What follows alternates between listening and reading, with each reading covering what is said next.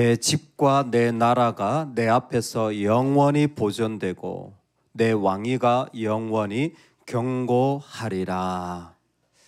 여러분, 오늘 하나님의 음성을 들으십시오. 하나님께서 우리의 미래를 확정하십니다. 우리의 미래는 하나님으로 확정됩니다. 할렐루야. 그게 영원히라는 말이에요. 우리는 하나님에게서 오는 생수, 우리는 하나님에게서 오는 생명, 우리는 하나님으로 내일과 모레와 내 인생의 자리들이 하나님으로 확정되어진 거예요. 믿으십니까? 아멘. 지금 하나님이 다윗과 약속을 하시는데 어떤 약속이냐면, 다윗아, 내가 너의 원수인 사울이 없어지도록 해줄게, 이런 게 아닌 거예요. 이런 문제가 해결돼야, 이 사람이 없어져야, 내가 이만큼 있어야, 아니라는 거예요. 다윗의 왕조가 견고하려면 사울 왕조가 없어지는 게 가장 빠르고 확실한 걸 거예요. 그런데 하나님은 가장 네가 심각하게 받아들여야 되는 일이 무엇이냐면, 정말 너한테 너무나 중요하고 크게 받아들여져야 하는 게 무엇이냐면, 영원히 하나님이 경고하게 하리라. 이 말씀이라는 거예요. 하나님으로 확정되었다라는 것입니다. 이것이야말로 사울이 없어져야 내가 좀 안전하게 내 삶을 해결해 나갈 텐데 라는 거예요. 이것이 이제 무너지는 거예요. 우리는 하나님께서 너의 집과 너의 나라가 내 앞에서 영원히 보존되고 너의 왕위가 영원히 경고하리라 라는 이 말씀을 쉽게 지금 받아들이는 상황일 수도 있지만, 다윗 입장에서 보면 이제 막 살얼음판을 걷는 나라가 남과 북이 하나가 되었고, 자신은 통치의 경험이 부족하고 지지 세력도 없고, 여전히 11지파가 아직 뜨뜻미지근한 열방들이 계속해서 공격하려고 하는 아무것도 보장되지 않은 상황임을 생각하면 이 말씀은 참 의외라고 생각되어질 수도 있습니다. 그런데 이것은 다윗의 상황만이 아니에요. 그런 상황 속에서도 지금 무슨 일이 일어나고 있냐면, 성경을 쭉 읽다 보면 지금 변화가 이 한 구절, 오늘 우리가 읽은 너의 집과 너의 나라가 내 앞에서 영원히 보존되고 내 왕위가 영원히 경고하리라, 이 한 구절이 어마어마한 변화의 시점이라는 거예요. 지금 이 말씀을 듣는 우리도 똑같다고 생각합니다. 어떤 변화냐? 환경적인 어려움이나 변화뿐만이 아니라 지금 영적인 변화도 어마어마하게 일어나고 있어요. 지금까지는 모세를 통하여 주신 신명기적 약속이 주였습니다. 모세를 통하여 준 신명기 약속은 순종과 저주예요. 축복과 저주가 순종과 불순종으로 나눠져요. 패러다임은 이렇습니다. 네가 주의 말씀에 순종하면 축복을 받고, 순종하지 않으면 너는 저주를 받는 거다. 축복은 몇 대까지? 1000대까지. 저주는 몇 대까지? 4대까지. 하나님 왜 이렇게 말씀하십니까? 할 때에 이 신명기적 메시지는 뭐뭇이라면 이라는 게 들어가 있는 거예요. 근데 그건 우리도 마찬가지입니다. 우리도 이라면이라는 게 곳곳에 눈에 보이는 거예요. 다윗도 보이는 거죠. 하나님, 군사력 이게 있어야 되지 않겠습니까? 저 사울 집안이 싹 정리돼야 되지 않겠습니까? 저 이방 족속들이 다 좀 무너져야 되지 않겠습니까? 이라면이라는 게 내가 평안하고 잘 살기 위한 조건에 계속 들어가 있는데, 오늘 말씀은 없어져요. 없어져요. 그리고 하나님 주신 게 뭐냐면, 그러나 내 은혜가 너에게 있으리라. 그러나 내 은혜가 있으리라. 이건 이전 말씀 가운데서 하나님이 새로운 완전한 은혜의 신학으로 그 가운데 지금 말씀하고 있는 거예요. 여러분, 이상하게 똑같은 사람인데, 똑같은 환경에 있는데, 어떤 사람은 그 아무것도 없는 깜깜한 곳에 메시아 DNA를 심는 사람이 있어요. 그 깜깜하고 아무것도 안 보이는 그 자리에 예수 그리스도의 소망, 오직 은혜로 이루어질 것을 그 자리에 심어내는 사람이 있어요. 지금 바로 우리가 그 장면을 맞이한 겁니다. 아무것도 이루어지지 않았는데 하나님은 너의 내일은, 모레는, 미래는 나로 확정되었다라는 거예요. 나로 확정되었다라는 것은 오직 은혜만으로. 그래서 하나님이 구체적으로 내 은혜가 너에게 빼앗기지 아니하리라. 이때 패러다임은 네가 이거 하면 내 삶에 이거 이루어지면이 아니에요. 그냥 하나님의 일방적인 선포입니다. 은혜예요, 은혜.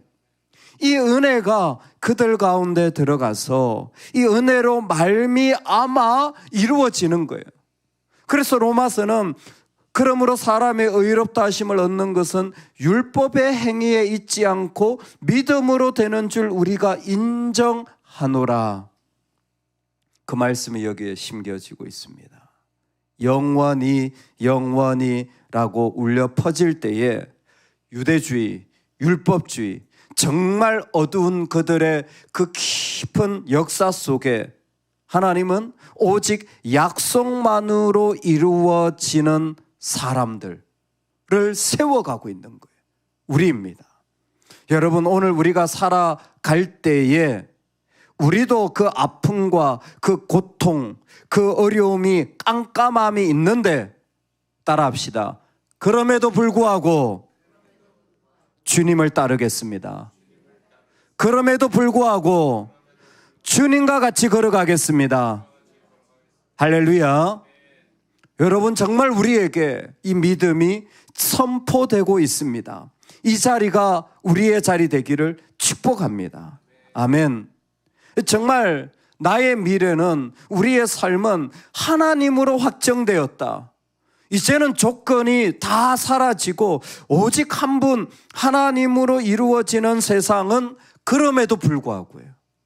이게 그러나의 단어예요. 근데 우리의 언어가 그러면 좋겠어요. 내 눈에는 이게 없어요. 뭐가 없어요? 돈이 없잖아요. 뭐 다 알면서.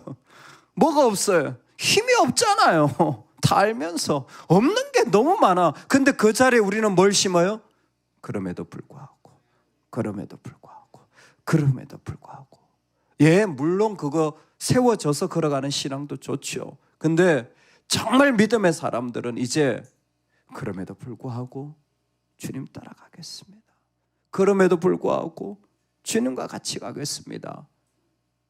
우리의 삶을 하나님이 채워주시는 이 영원히 경고하리라 라는 것은 몸서리치도록 영광스럽고 아름다운 한 페이지를 하나님이 지금 만들어가고 계시는 거예요. 우리 삶에도, 삶의 자리에 갈 때에 그럼에도 불구하고 나는 주님과 같이 걸어갑니다. 그럼에도 불구하고 나는 주님의 자녀로 그 자리에 섭니다. 얼마나 그 삶이 아름답고 영광스럽겠습니까? 다윗은 무기나 군사를 받은 것이 아니라 약속을 받습니다. 그리고 이 약속은 그의 미래가 하나님으로 확정되어 있고 그의 입술에 말이 바뀌어져서 이제는 그럼에도 불구하고라는 고백을 하나님 앞에 올려드리는 사람으로 그는 믿어지게 됩니다. 그는 정말 믿게 되어져요. 그러자 그의 말이 달라져요. 자, 제가 18절부터 22절까지 한번 제가 읽어드릴 텐데 여러분 그냥 한번 들어보세요. 듣고 하나님을 어떻게 고백하는지 한번 들으시면서 오디오로 한번 딱 집어보세요. 읽으면 눈에 딱 보이니까 들으면서 한번 하나님을 뭐라고 표현하지? 자, 제가 읽어드릴게요. 다윗 왕이 여호와 앞에 들어가 앉아서 이르되 주 여호와여 나는 누구이오며 내 집은 무엇이기에 나를 여기까지 이르게 하셨나이까? 주 여호와여 주께서 이것을 오히려 적게 여기시고 또 종의 집에 있을 때 먼 장래의 일까지도 말씀하셨나이다. 주 여호와여 이것이 사람의 법이니이다. 주 여호와는 주의 종을 아시오니 다윗이 다시 주께 무슨 말씀을 하오리까? 주의 말씀으로 말미암아 주의 뜻대로 이 모든 큰 일을 행하사 주의 종에게 알게 하셨나이다. 그런즉 주 여호와여 주는 위대하시니 이는 우리 귀로 들은 대로는 주와 같은 이가 없고 주 외에는 신이 없음이니이다. 아멘. 뭐라고 표현했죠? 하나님을 주 여호와. 하나님의 약속을 딱 받고 다윗에게 일어난 반응이 뭐냐면 주 여호와예요. 주 여호와예요. 하나님이 주님이시면서 여호와라는 말이에요. 사실 이 말은 성경에 거의 안 쓰는 표현이에요. 찾아보면 이 표현을 아브라함이 사용했습니다. 아브라함에게 하나님은 주 하나님이셨어요. 그 놀라운 자리, 그 삶에 하나님 말씀하실 때 지금 다윗의 마음에는 하나님이 어떤 분이냐면 그냥 하나님으로 계신 분이 아니라 그 하나님이 약속하셨을 때 아브라함도 그 약속을 믿고 집도 옮겨 약속을 믿고 그 어려움의 시간, 불임의 시간을 계속해서 살아갔잖아요. 그 약속의 시간을 믿고 아무 자식도 없는데 자기는 죽을 때까지 자식이 없는데도 그 약속의 하나님을 믿고 삶의 자리를 걸어갔잖아요. 지금 다윗이 지금 그 약속의 하나님을 삶 속에 그냥 기억하고 좋은 하나님이 아니라 내 삶에 실제로 이루시는 분으로 고백하는 것이 주 여호와예요. 그 약속을 받았다면 그 약속이 실제로 내 삶 속에 이루어진다라는 것입니다. 그 약속이 실제로 내 안에 이루어져서 그것을 성취하시는 분이 주 여호와예요. 혹시 기억하실지 모르겠는데 제가 읽어드린 말 속에 다윗이 하나님은 주 여호와라 표현하고 자신은 뭐라고 표현하냐면 종이라고 표현합니다. 종이라고 표현해요. 하나님은 가장 높으시고 위대하시고 자신은 정말 아무것도 아닌 존재로 보여지는 거예요. 그리고 고백하는 거예요. 나는 종입니다. 그 간격이 너무나 크고 그 간격이 정말 어마어마해서 감히 하나님이 하실 그 은혜를 내가 무엇으로도 바꿀 수 있거나 그것을 어떻게 표현할 수 없는 모습으로 고백하는 거예요. 이때 그의 삶 속에는 믿겨지는 한 가지가 내 하나님이 위대하십니다. 나같이 아무것도 아닌 자도 이 종 같은 자도 하나님 역사하셔서 은혜 주시고 이루실 때 내 하나님 위대하십니다. 이 불안하고 어두운 상황 속에서 주 여호와를 모신 자들의 고백 속에 일어나는 이 축복이, 이 은혜가 우리 모두에게 있기를 주의 이름으로 축원합니다. 얼마나 그 마음에서 그 하나님의 실제적인 다스림과 개입하심을 믿었는지,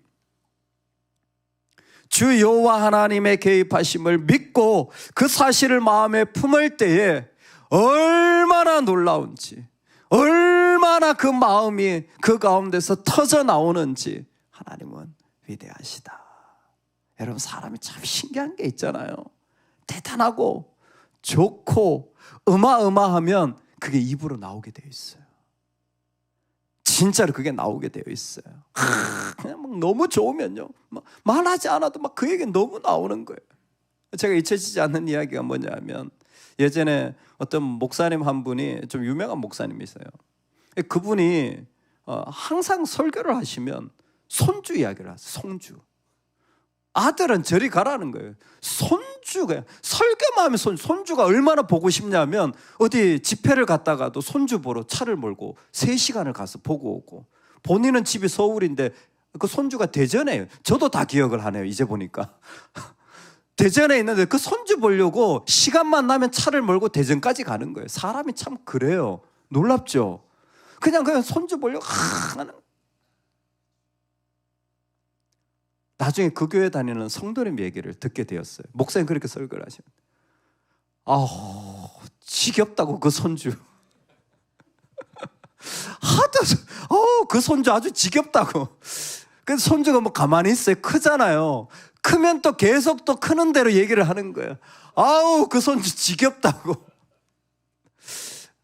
여러분 무슨 얘기냐면 좋잖아요.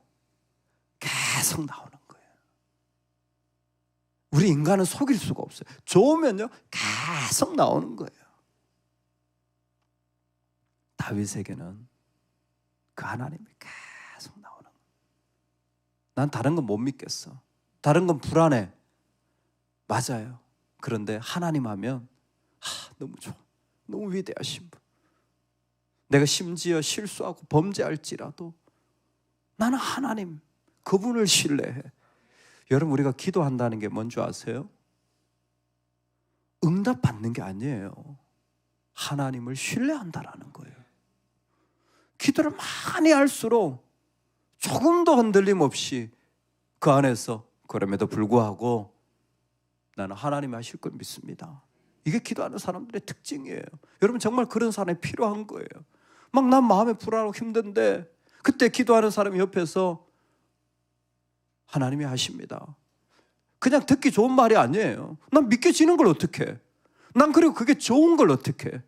그냥 손주 얘기가 그냥 입에서 툭 나오듯이 나는 내 하나님이 주 여호와 하나님으로 너무 좋아서 그 하나님이 그 가운데 그냥 나오는 거예요. 그 하나님을 향한 고백이 주는 위대하시다. 22절에 고백이 돼요. 주는 위대하시다. 하나님 크시고 대단하신 분이다. 내 문제, 내 어려움 그것보다 더 크신 분이 우리 하나님이에요. 여러분 하나님의 바퀴가 우리에겐 크게 일어나길 소망합니다. 차를 몰고 가다가 도로가 딱 깨어져 있으면요 탁 걸립니다. 근데 바퀴가 크면요 구멍보다 바퀴가 크면 그냥 썩 지나가요.